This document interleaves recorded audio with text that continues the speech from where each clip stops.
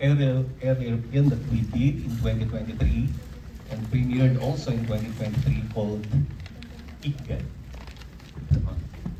Kinchugi is my way of going back to those questions. And this time around, I'm not looking away.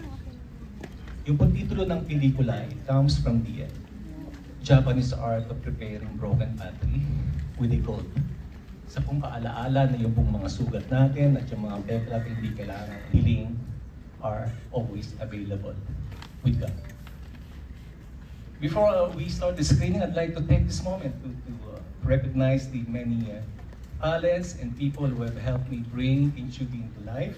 Kasi without them, this movie would not have been finished. This is a product of many sacrifices and dedication and talents. So I'd like to call the amazing casts and the production team of the movie to join me here. Punta po dito.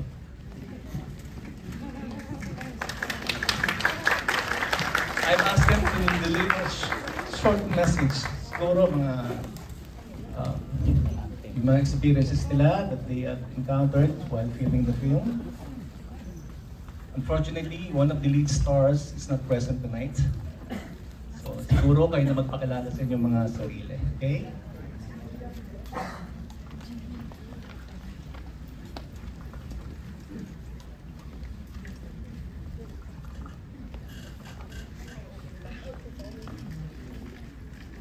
Hello po, magandang gabi po sa inyong lahat. Maraming salamat po sa pagpunta. Ako po si John Arsenas.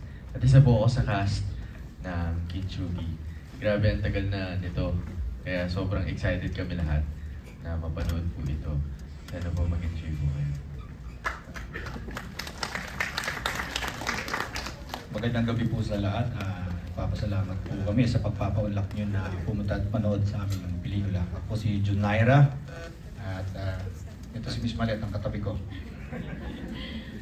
Good evening, everyone. Wow. Actually, hindi ko na-expect to. Sobrang dami ng tao. And alam naman po natin ng nangyari kahapon. Sobrang dami ng baha dito sa Quezon City. And on behalf of the entire team, I would like to thank you all for being here tonight. Maraming salamat. Maraming salamat po sa pagpunta. Thank you so much. And sige, relax tayo. Panoorin natin yung pelikula. Good evening, I'm Marco Neri YouTube. One of the cast here also is my tita, Lizzie Vincent, which is Lisa Lorena. I'm also one of the cast here with a small role, but I'm very thankful to God that I was able to join this film. Yes, good evening po. Ako po si Lara, ang line producer ng ating movie. Nagpapasalamat po ako talaga sa ating mabait na producer, si Ma'am Mary Zapata.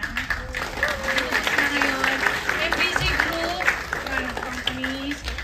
Salamat po, hindi ko na po kayo maisa-isa, yung ating mga sponsors. Naku po, sobrang pasalamat kami ni Ma'am Malet na sumuporta po kayo dito ngayon sa premiere natin. Kahit po bumabagyo na yata, tsaka baha-baha. Salamat po sa pagpunta at sana magustuhan niyo po itong movie. At saka sa lahat po ng mga lahat ng pumunta dito ng mga kamag-anak at mga kaibigan ng aming mga ng prod at mga cast. Tsaka ng company po. Thank you.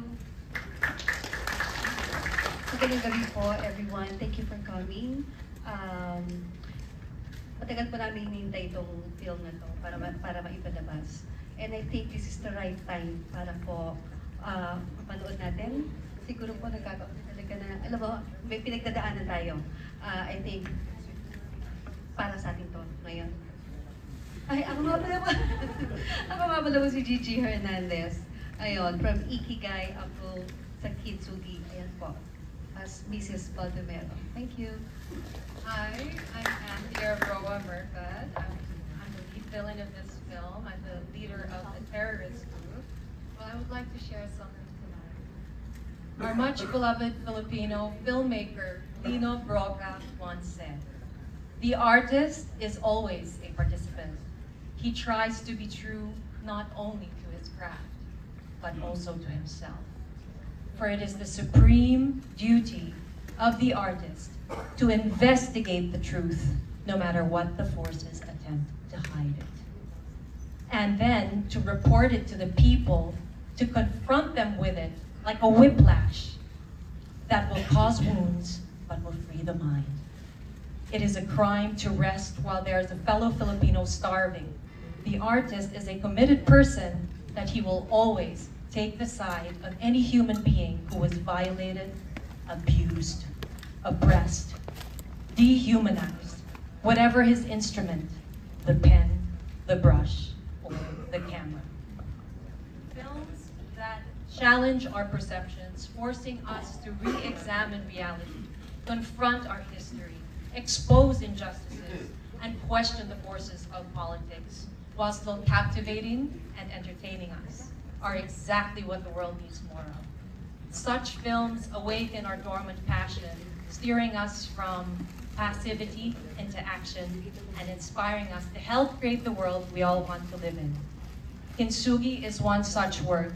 My heartfelt thanks to its exceptional writer and director, Roland Sanchez, for bringing this thought-provoking story to life. Like all great storytellers and visionaries, I can see you earning countless awards again and leaving a lasting impact on the world.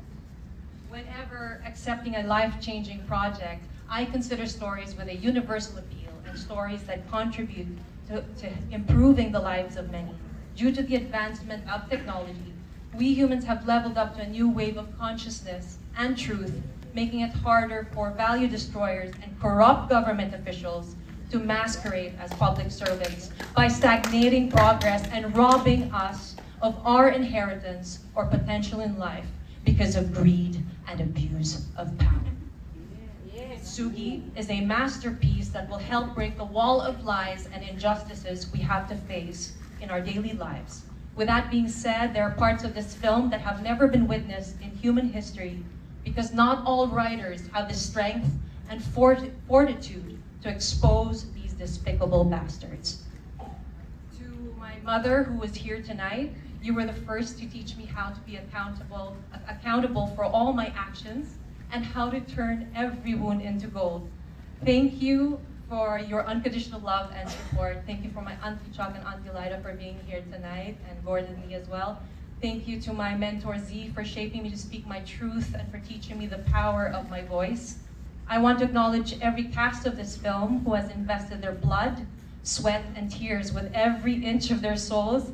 Thank you from the bottom of my heart, Mama G, Lisa, June, Roland, Aya, who couldn't be here tonight due to her busy schedule, Bella, John, James, and award-winning DOP Gilbert Obispo, Chantal, Victor, Giovanni Baldesseri, Miss Lara.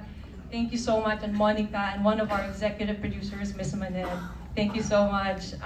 Maraming salamat din kay Hans Coquilla for my Filipiniana tonight. This masterpiece not only embodies elegance, but also radiates the strength and confidence of a Filipino at heart. Thank you all for being here tonight. Thank you. Mga kapatid, tonight we are not just asking you to watch a movie. We're inviting you to experience it, to see the cracks, and maybe find your own reflection in them. I hope that the movie stays with you long after tonight. Magandang gabi po.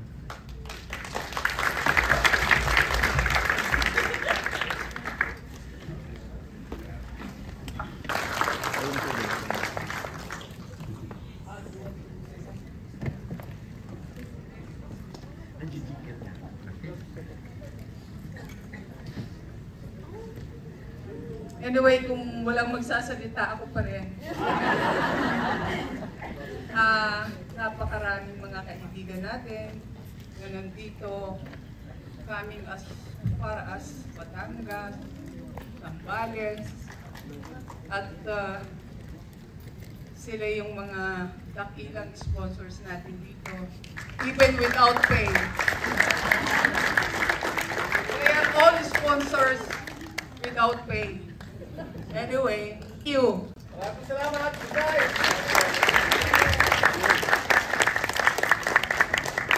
Gusto ko magpa-picture po sa ating nagagandaan lalaki, nagagandaan kas.